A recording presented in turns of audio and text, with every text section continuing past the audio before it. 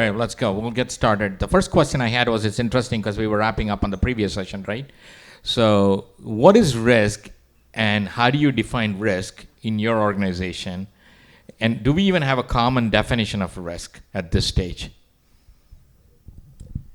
I think as a profession, from a security standpoint, the industry has matured, I would say, significantly. I wouldn't say it has solved every single problem statement there, but I think there are some kind of really good frameworks from NIST, et cetera. There is FAIR, which of course from a risk quantification perspective, I think there is a significant amount of quote unquote, approaches organizations have adopted. I think the challenge that is there is still lots of variability. Let's say there's a privacy team or the security team or integrity or trust and safety team don't see eye to eye in terms of their taxonomy and the way they're sort of consolidating at an enterprise level. But from a general method perspective, it's out there from a framework perspective. I'll just give you a quick, story here. Big pen test done for a large manufacturing company. They had a auto parts manufacturing in Mexico. I think we were talking about the communication. The CISO is trying to get funding from quote unquote the CFO and COO. He's not getting the funding because he wasn't articulating the risk in the right way. We were having a meeting in Mexico. We said, hey, you have got zero reliability on your factory. Your actually factory quality is compromised. Your manufacturing system is compromised, and your factory could be shut down. And he looks at the CISO, is like, what exactly are they talking about? He said, hey, I've been trying to tell you for the last 10 months that I need money to fix some of the IoT systems, OT systems. So I think again, the frameworks, et cetera, is there, but they have still not, quote unquote, been harmonized in some of the organizations. I think you see different maturity, different journey. I wouldn't say it's one size fit all. Context is missing. So I think there's always like too much information, too many different data points. So is this the right context to articulate? But I think the frameworks and the foundation elements have come a long way in terms of adopting that. So. Yeah, thank you, Vijay. It's always a privilege to be part of Purple Book community. Right, Cassie? Okay, great. Upendra Mardikar, I am, thank you for kind introductions. I don't know where Raj is. Okay, there he is, taking pictures. So thank you for kind introduction. Upendra Mardikar, I'm a CISO of TIAA. For those who don't know, TIAA, it's a Fortune 100 company. We have $1.4 trillion asset under management, and my team is geographically distributed. My most important identity is I'm a Purple Book community guy, so let me wear this swag if you don't mind.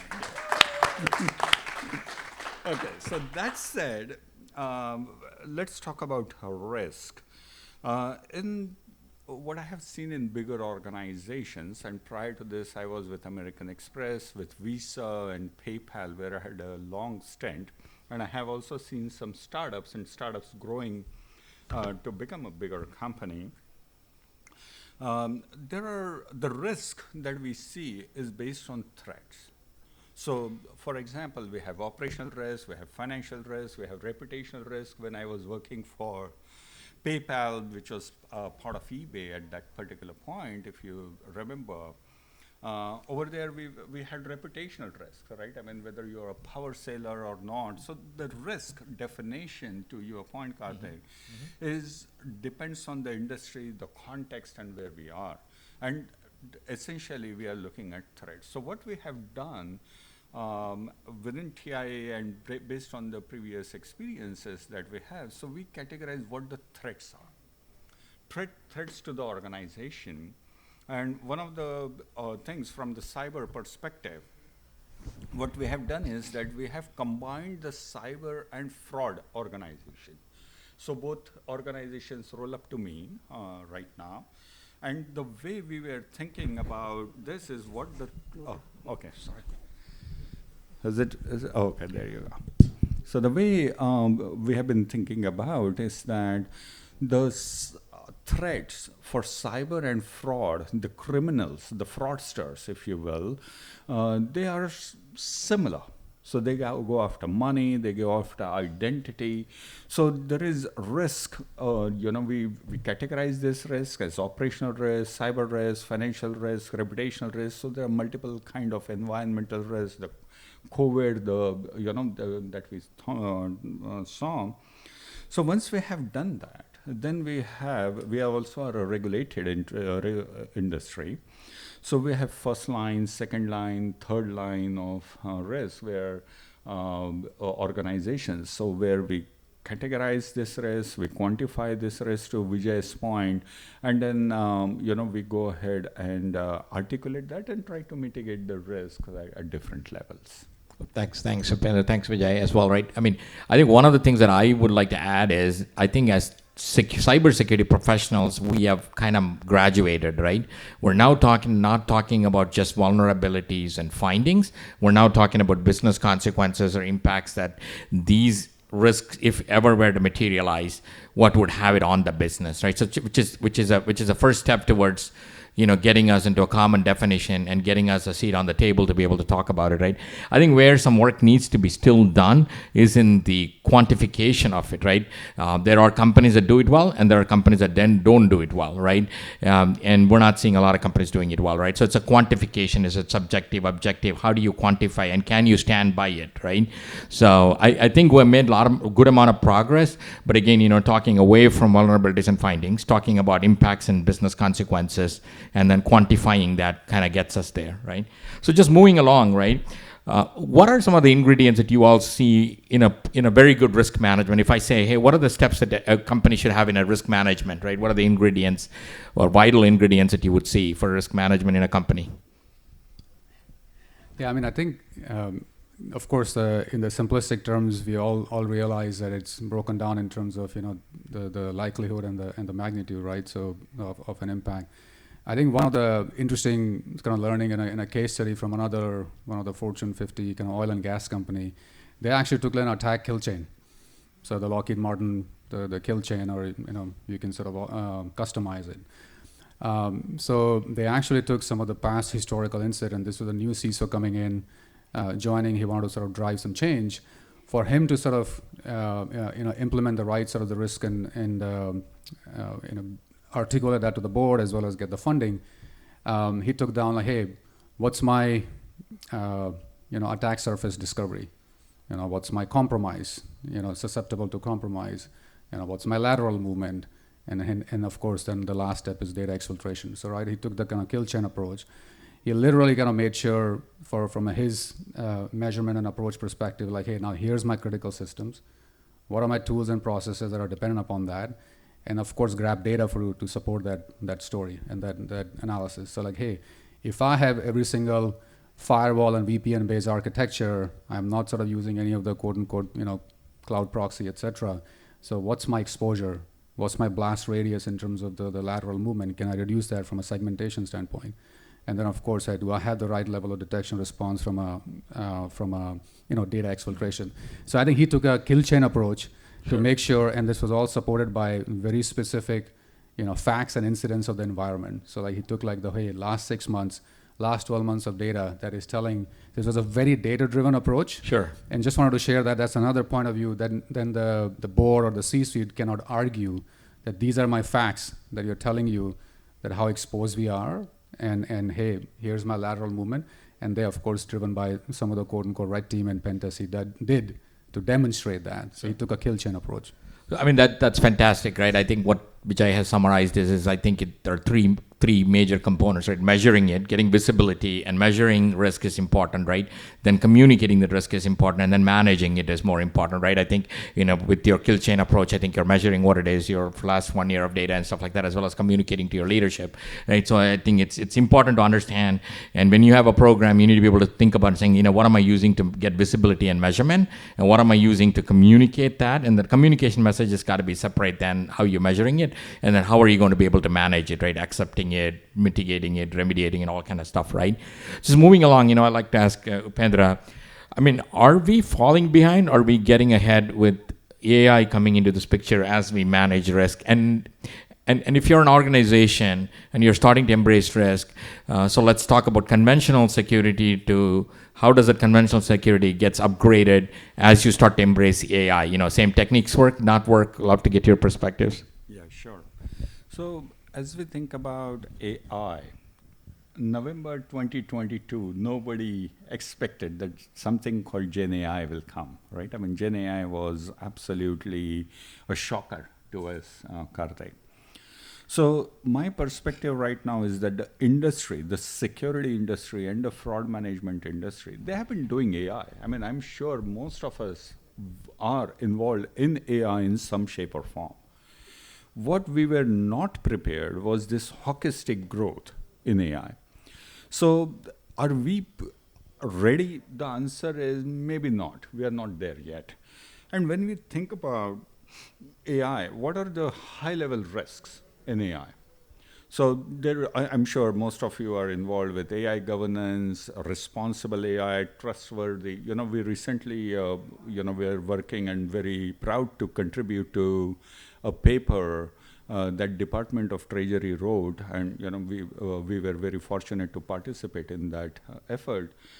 But if you think about AI, there are three primary risks that organizations as cyber and fraud management community are facing. The first is obviously data. So which, data leakage, data poisoning, and data integrity, as we call.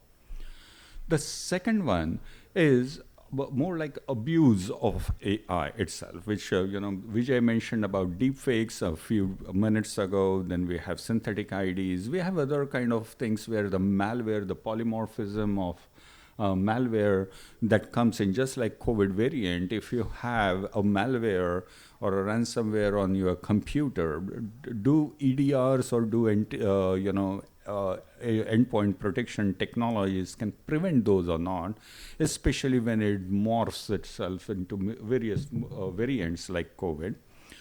And then the third problem is the runaway AI, where the AI is just so uncontrollable that the harmability score just goes up.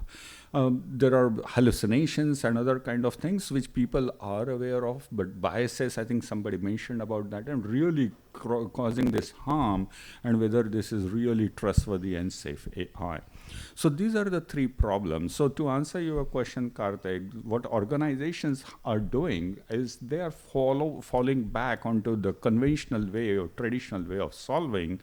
And the way you do it is that if there is any new threat, what do? You go back to your comfort zone. So the way we are going into the comfort zone is that we created, quote unquote, an AI governance committee. And that is a classic answer where we have legal, we have fraud, we have cyber, we have multiple stakeholders, compliance stakeholders, and we look at each and every use case, and then we filter it out, we vet it out to see if we are applying it. I think there will be, we are at this inflection point where we'll need a little bit more of automated way of doing it. Yeah. No, that's awesome. I mean, I think automated way of doing is important. I think you have described, data loss prevention and endpoint situations, right? So I think the fundamental situations is the same thing, right? I mean, so what Upendra is also suggesting is, I mean, we need to continue to do the conventional way, but needs to be able to evaluate whether your current tools are going to be able to, address the AI-related risk, right? I mean, I think the easiest way to doing it is do an adversary simulation of an AI and evaluate your current tool capabilities. Can they test that, can they pass the test? And if they are, then that's great. If not, you need to reevaluate the tools, right? So I think this fundamentals still apply. Would you guys agree with that, right? So, but. Yeah, I mean, I think the fundamental approaches are still similar, but I think there are lot of nuances, I think, as Upendra was talking about, that has come about, right? There are still some of the basic fundamental architecture principles that you're going to use, and I know we'll touch upon that. I mean, one interesting thing to share another story is like one of the large life sciences company in the Fortune 500. They were sort of going down the journey of like, hey, we are already doing significant amount of drug research. You have AI pipelines, et cetera. They're trying to build like cancer related medications and drugs. So of course they've got lots of interesting demographic data, So they didn't think about holistically. It's not that they didn't have any oversight or the controls, but I think just as Upendra mentioned, like the hockey stick effect that happened 18 months ago was like, geez, now should we look at holistically? Should we take a step back? Because now there are additional types of attacks that they didn't really comprehend fully. So of course, then they sort of, thanks to some of the other like MITRE, Atlas framework, and there is NIST AI framework, et cetera, that have come about to sort of give some structure and some guidance. So they have sort of created very similar method, like as Upendra was talking about. Hey, there is the, my drug and research R&D team are part of this. My ML ops team is involved, and my InfoSec team is involved. And the privacy, they brought them together to make sure, like, hey, can we sort of really build, quote unquote, my use case driven, adversarial driven, my risk and control framework? Do I have the right tools? Do I have the right guardrails in the pipeline? So they went through that, and now, of course, there is amazing startups, et cetera, that have come about that have given certain additional tools and layers from a protection standpoint, right? Which is great. I mean, again, the big players as well as some of the emerging startups. So kind of seeing that innovation play out as well. So the tools are kind of developing and evolving, right? I mean, that's kind of, I think going back to November 2022, Upendra mentioned, it is amazing, right? Because in my previous role, I remember, right? Whenever I go to the board meeting, I'll be asked to prepare about quantum and crypto. And all of a like the light bulb switch turned on and says, Karthik, we don't want you to talk about quantum and crypto. Talk to us about AI and Gen AI. Did we forget about quantum and crypto, or is that not a problem? Or have we, as security practitioners, have we solved it?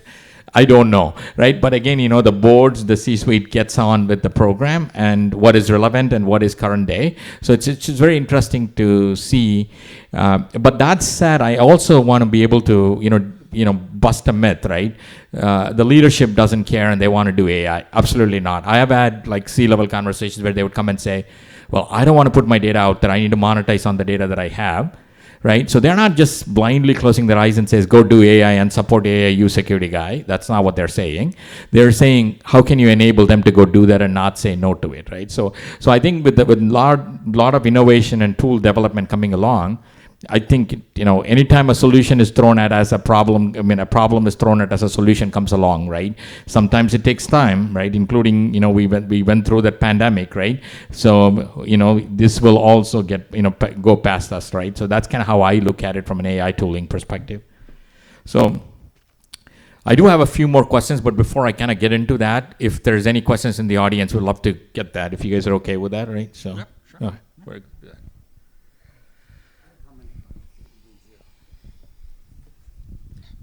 So I think one interesting question both for risk and also Gen AI, specific to a product company. And why I say product companies, like if you're in a banking, insurance, or a security company, there's always a healthy friction in product velocity versus security. And both these organizations don't see eye to eye all the time. So how do you enable security practices where security does not come out like a very heavy process organization, and generally a product velocity is negated as a result of that? And most of the time, imagine like if I have a salesperson trying to land a $2 million deal and security guys put a gate on them, that would not, that conversation will not go well. So I think, and there's a truth in that, in my opinion, that process should work for the organization, not the other way around. So, and so does security. So how do you manage that expectation? Because I think in the end, product velocity is definitely a very important element. Yeah. So I would go back, I'll answer the question, I'll give it to these guys to as well answer, right? I think fundamentally, security practitioners have been task takers. So if you as a product, you're asking for something, I come and say the merits or demerits of that stuff, right? We need to start to get engaged in the ideation stage. So we can probably suggest alternate ways of doing or accomplishing the same thing, right? So I think getting engaged early on helps us be creative, probably provide a MacGyver a solution along with it, right? So that's more of an organizational structural shift that needs to happen, number one. Number two, I think we need to also talk about what are the consequences of something going wrong, right? So I would start asking the question, so what, right? If I don't incorporate security into a product, so what, right? So if I can get to that bottom line, the worst case scenario, then I can work backwards to be able to say, what is that acceptable solution, right? So having, finding a balance, I would hate to use the word compromise, but taking a balanced approach, right? Getting engaged early on and taking a balanced approach versus, and kind of articulating and communicating that what are the challenges with that, and then kind of bring to bear that compensating controls, right? We talk about vulnerabilities, millions of vulnerabilities. Do you want to fix all of them? Probably not, right? Because context matters, because you have other capabilities in place, right? So kind of bringing all of that concept and that level of attitude into that solution, into the problem solution, I think you can get a long ways with that, right? So I will.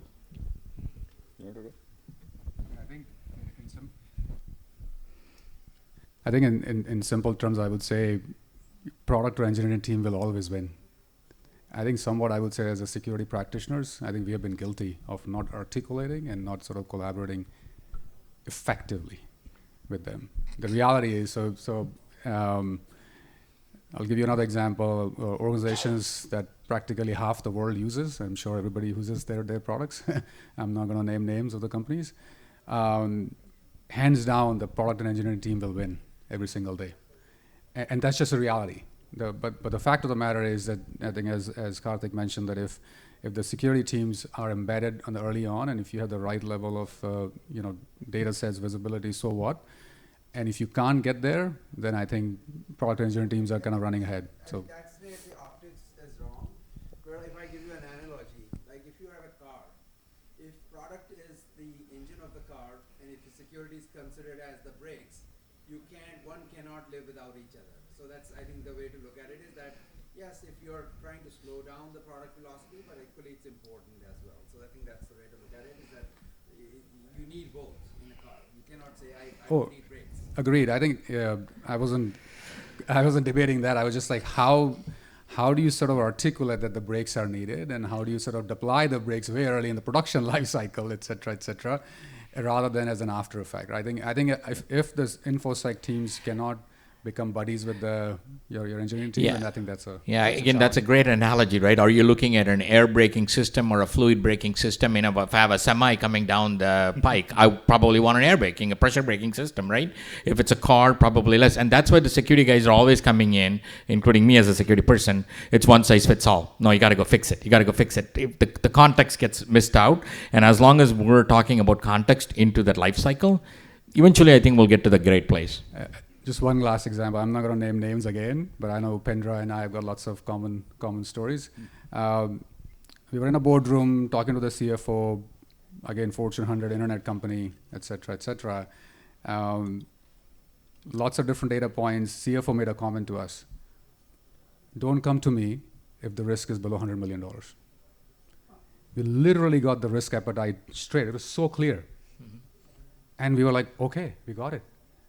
So I think to have that level of sort of the measurement, so they literally had it. The system goes down, how many customers get impacted, 20 million is a medium risk, et cetera. They had a whole math around it, from operational risk, if the site is down, if the data breach, how many million customers get data is exposed, et cetera. So they literally had that math figured out. It is very clear in terms of decision making. So when you go to the engineering team or the C-suite, he said, hey, you got to talk in those terms. Why should I care? So I think it was very clear from a CFO, like, don't talk to me. Don't bother me if the risk is below $100 million. Just to add to what you are saying, sorry, I know there are a couple of hands. I'll just answer his question, and then there are two things that won't work. So the first thing that won't work is FUD. So, as soon as you say that, oh, there is a risk, cyber, that is not going to work over here. Oh, put me in the ideation phase. Oh, hey, product, hey, business. That's not going to work. Tried, tested, failed. What is going to work, essentially, as a CISO, you have to be very articulate in storytelling. What is the story you want to tell? Absolutely, you want to be a business enabler. You are here, absolutely. But how do you tell that story? That's the key. That's where whether you can go left or you can go right. Now, when we are doing these kinds of things, we talk about shift left. I mean, I will talk about, oh, there is this thread, this return on invest, all those ROSI, all those things, they fall on deaf ear, right? I mean, we have tried, tested.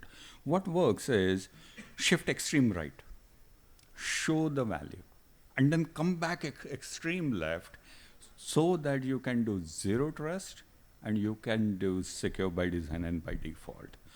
If you have that story, again, it is about storytelling. CISO's job is all about how do you articulate your story. And if you go from right all the way to left, you have a better chance. Again, no guaranteed results, but better chance. Okay, I want to peel back the onion on what you just said. It doesn't surprise me that somebody says if it's below $100 million, don't even bother to talk to me about it, because a lot of companies will buy personal identity protection for for all the customers who got affected in a breach. But how does somebody like Armor Code or security people come back and say, okay, this is how I quantify the cost of this? What do? They hire KPMG to give them the report, or? That's one answer.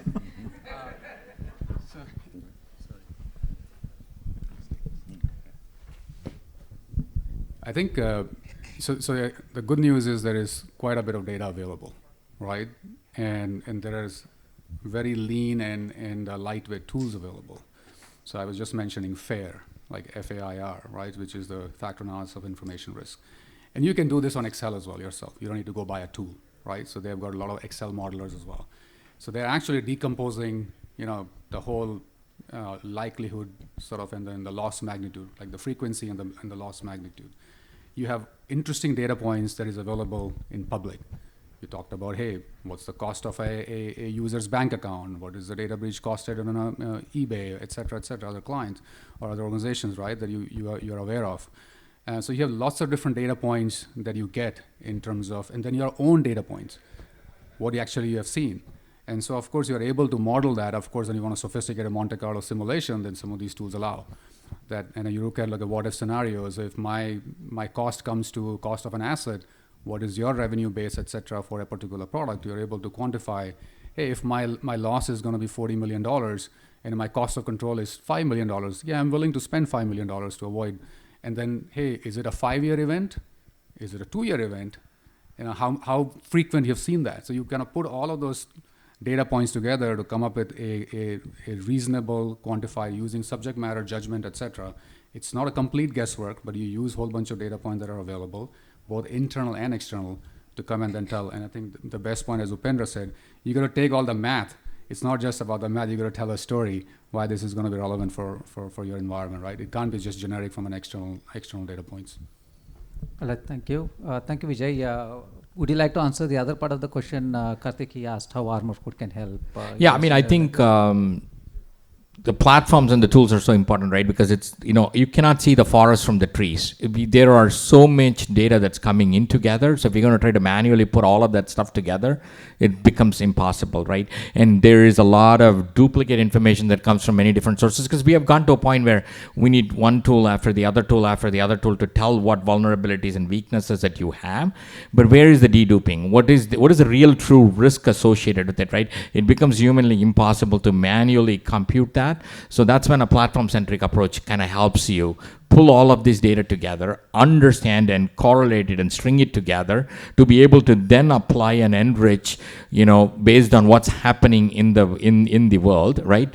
Basically bringing in threat intelligence and exploitability and motivational aspects behind it, because that's a relevance that needs to come into play. Business impact analysis that Vijay was talking about, right? So you need to be able to bring that business impact analysis into it. Then that kind of gets you to a point where the risk becomes in a manageable sense, right? I mean, otherwise it's deer in the headlights. You have too much stuff, right? I mean, if you have two systems in one application, sure, you could do it, right? But all companies have very large estate of infrastructure and technology. So that's kind of where a tool or a platform-centric approach will come into basically instituting all of that method to that madness. So hopefully that helps. What? If you have a lot of data, you need some mechanism to be able to do that.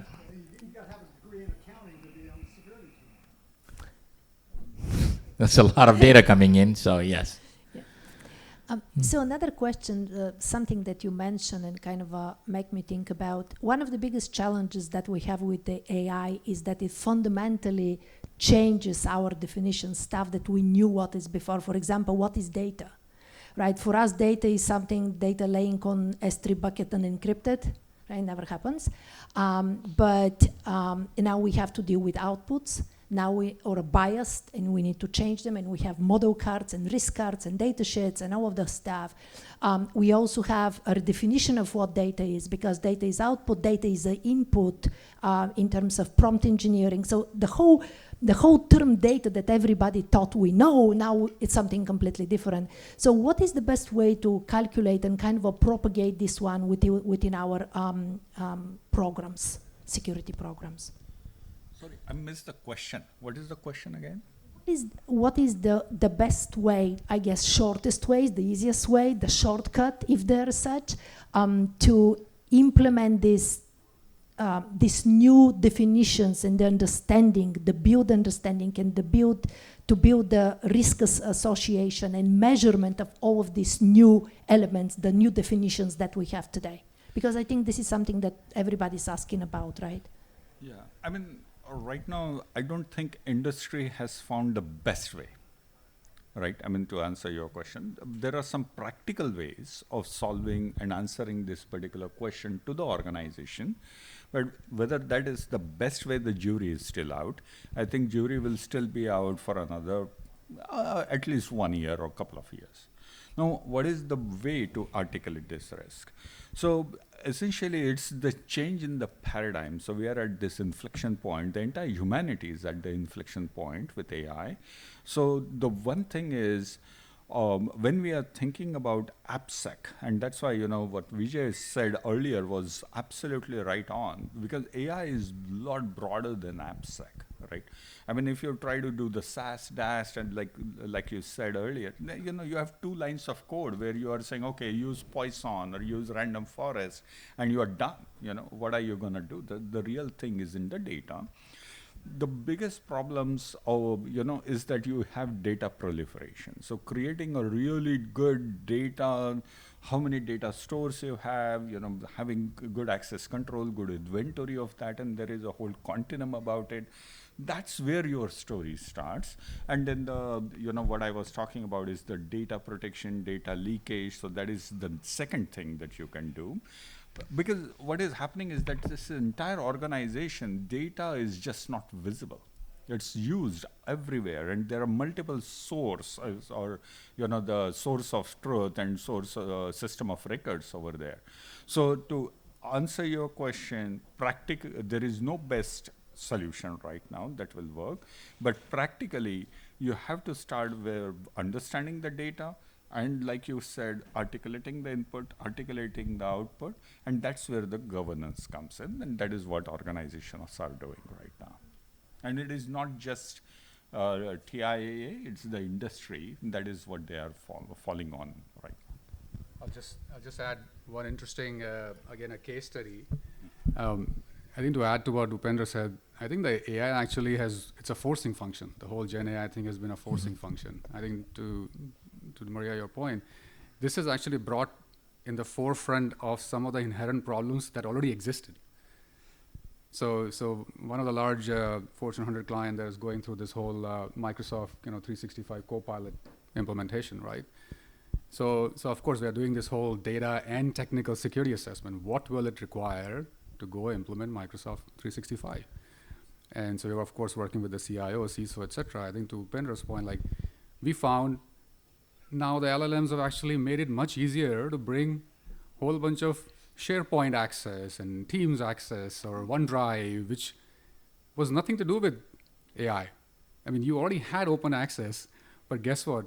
it was much harder for anybody to go look, like how much excessive access they had. But guess what? With the power of LLMs, it actually brought a whole bunch of data to answer the question that probably it wasn't there. It wasn't easy to do it earlier. So actually it has exaggerated the problem. So hence hey, do you need to sort of lock down some of the open access, excessive access you already had that you should have done before? You don't have to wait for AI to go solve it.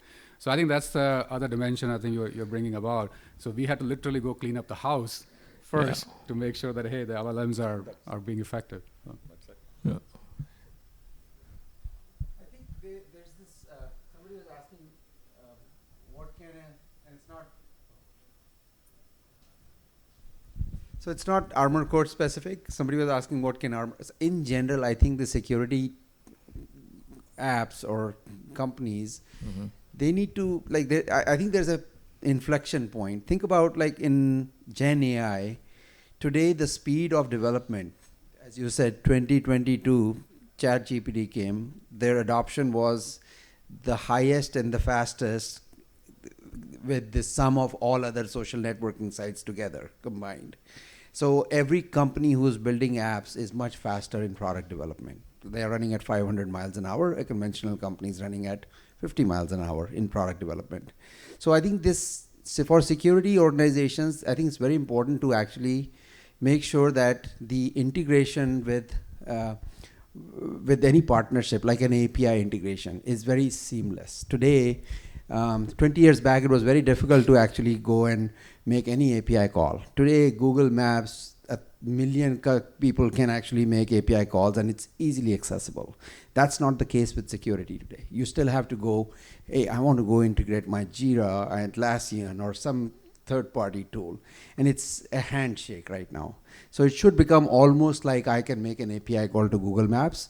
It should become as simple as that. Like 1 million people make API calls to Google right now. So it should become as simplistic as, you know, a consumer API call is. I think that's my point, is I think making sure that security organizations are making adoption. And again, I like giving analogies. Like if you're in a house, I think it makes sense to guard your entry point of the house. But imagine if I had 20 doors from my entry to going to the bathroom and I have to unlock all of them, how painful it'd be. So I think that's the way it should be, that make sure you are guarding your entry door, but don't put 20 other doors just to go to the bathroom. So it becomes painful exercise in that case otherwise. Absolutely right on. I think you need to protect at the right juncture, not right many times, right? Something closer to the asset, something closer to the adversary. I mean, further away, but it is closer to where the adversarial point would come in, right? It all depends on case by case. Absolutely. I think there's opportunity for all the security providers to have better integration. Again, there are a lot of tools that needs to evolve and mature in that context. So.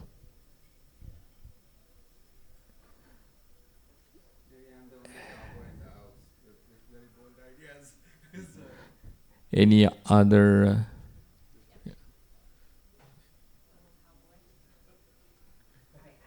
Do have an accounting degree and still haven't figured out materiality.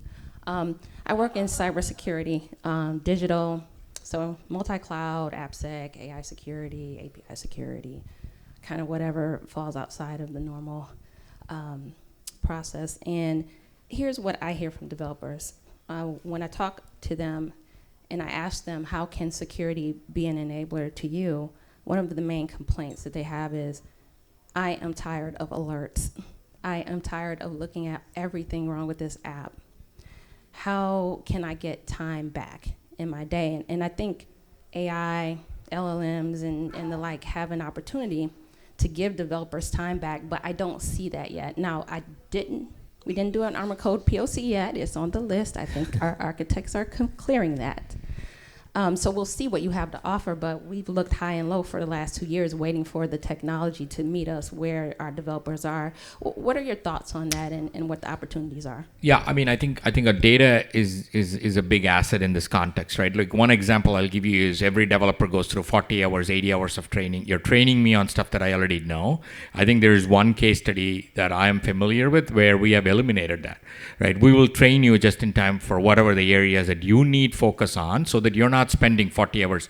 What these tools and the platforms gives us to be able to look at the data, look at where do you need reinforcement training, and you're only focused on that. Right? So talking about API, right? There are, I'll tell you that, at least I can talk about Armor Core, right? The platform is integrated to like Secure Code Warriors, right? So we can tell you and say, this is the training you need, so that the developer doesn't have to say, well, I'm sitting through 80 hours of training that's boring, where you're training me, because we have said every developer has to go through the training, right? So we're in the evolution of migrating that. So I think that's an area where when these tools come together and work together, you're able to harvest some of the synergies and the capacity, hopefully. I think there's actually some pretty interesting, there's already very interesting work already happening. So I'll give you a couple of examples. I think every single of threat vector scenarios in our profession has got so many potential to quote unquote, leverage the capabilities from, of course, the conventional AI and of course LLM. So I'll give you an example. The whole vulnerability management and incident management process lifecycle. It's a very cumbersome and a manual step process with multiple tools, your workflows, your scanners, to all the way to reporting, right? There's a cumbersome process. Of course, like when the tools like Armor Core are even, complemented by some of the LLMs. So Einstein, of course, from Salesforce, right? And Llama 3 from Meta. Both are actually being used for two fundamental problems. For one of the clients is actually looking at, hey, the time it takes for my backlogs to clear. So my decision making for the context, because I made several decisions in the last 10 years.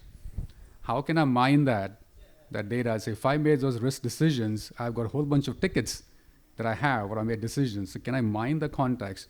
In which cloud do I sit? Which product is internet-facing, et cetera, et cetera? And I've got all of this data, but I was still doing a whole bunch of manual steps. So that's number one. Number two, ownership. Ownership has been the biggest problem in terms of how do you drive the remediation, right? It takes up, going to the product leader, et cetera, hey, this is high, this is medium, you should fix this. Oh, no, I'm not going to fix this, et cetera, et cetera. So that decision-making time has been cut short. So actually, this is happening real time as we speak at the organizations, really diving down on those two scenarios, again, leveraging the power of some of these LLMs. Again, as I said, it's a forcing function. It's not that we're waiting for LLM, we couldn't have done it before, but it's just bringing this upfront that, hey, this is so much more easier, you don't have any excuse now. So Go ahead, sorry. Number 3 will be you're introducing new defects. Exactly. Okay, so the new code drop has new cross-site scripting SQL injections. You're going to class. So I think I'm getting this sign that I think we're up on time. So I think I'd like to get some closing comments or thoughts from my panelists. And I like to keep that in, what would individuals or companies can do one thing when they get back on Thursday after RSA or Friday? Maybe I'll start with that too. I'll lead you up, right? Evaluate all your capabilities, whether they're AI ready or not. Throw some AI simulation or AI-related adversarial scenarios and see if that's going to work, your vulnerability management or your data loss prevention. So evaluate your tools for AI ready. So, no, you're absolutely right. So the way I would say is consider cyber for AI and AI for cyber. So what that means is you have multiple AI initiatives within the organization. How can we have cyber protection for those? And then multiple initiatives within cyber, then you can start. Again, we are talking of, I used to say cyber is a team sport all the time. And that's why I think some of the questions is how can we work with our product engineering, our business guys. But I think cyber is also a community sport. That's why we have Purple Book community. And that to me is something that as soon as you are done with RSA, don't forget Purple Book community. We are all here to help each other out. So that is one takeaway, cyber as a community sport. I think well said. I'll give another example or a story quickly. I think so within KPMG also, and of course with several other clients, we took kind of 5 different steps. Of course, we've got lots of data engineering, data science for many, many years, doing significant amount of efforts in a variety of conventional AI means. First step was, hey, we literally blocked every single, access to the AI apps and the domains. So that was like literally, hey, we talked about the shadow IT, it's like the shadow AI, right? We literally said, hey, time out. Made sure that, hey, start opening up to which ones do we want. And so, of course, what is the due diligence?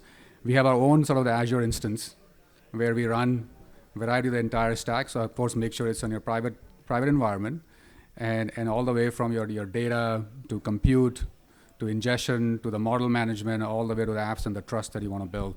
And then think about, you want to make sure the right tooling in terms of data loss prevention, and of course put some of the MFA and SSO to make sure how the users access that environment. So you want to keep your users in your confined environment and make sure you have the tools that are emerging tools, like the craniums, like the hidden layer, like the Azure content safety, etc. Some pretty interesting tools out there that can make sure, allow your data to be sort of quote unquote protected, what goes in the prompt, what comes out of the prompt. So I think research on that.